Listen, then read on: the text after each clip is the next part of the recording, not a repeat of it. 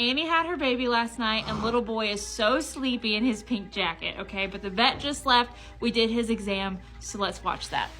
So first off, Annie is a little bit of a dragon mom, so we had a bucket of feed sitting there letting her eat, and then he was also trying to eat off of her, but we needed to check both of them out. So on these vet visits, we check out, mama, make sure she didn't tear. We take her foal alert out. We listen to her heart rate, take her temperature. We also do those things for little boy, listen to his lungs, his heart, check out his legs, make sure they're all straight.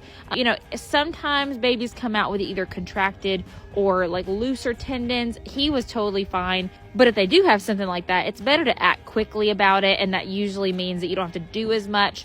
Usually we took his temperature, we took his blood to do his IgG test. So the one thing was I was a little bit worried about his IgG test, since Annie's first foal, Johnny, did need plasma because she had waxed for so long and lost so much of her colostrum.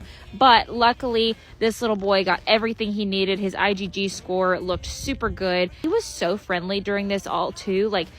For a new baby, and especially for having a dragon mama, he was all in everyone's pockets, wanting all the lovin's. He was even like the best little boy for getting his blood drawn. And that was why I was kind of like, oh, maybe he's going to need plasma, because he's not kicking and jumping, but maybe he's just like the best little boy ever. But for Annie being such a dragon mom the first time, she is actually much better this time, even though we did have to sedate her just a little bit for us to get that foal alert out and for the vet to do an extreme examination. But everything looked amazing. Really, we couldn't have asked for anything better. Baby boy's lungs were good, even though he was a little bit gurgly at birth from inhaling some fluid. But by this time, and with our efforts, acting quickly after he was born, all was well. His eyes checked out good. His hearing was good. The placenta came out completely. That's one thing that we always check off the box, is that there's no placenta retention. But really everything checked out amazing. I'm not gonna lie, Annie was kind of one of my,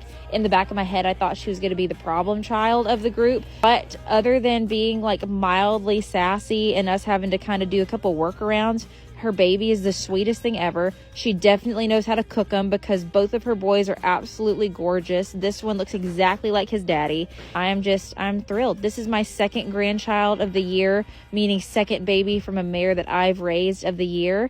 And I feel very grateful for everyone being so healthy. So yeah, other than her having a smidge of a temperature, to keep track of that, we're gonna also pay attention to his breathing and things like that. Everything checked out great, and I'm so grateful. 5 babies on the ground. So stay tuned for more updates of this little boy.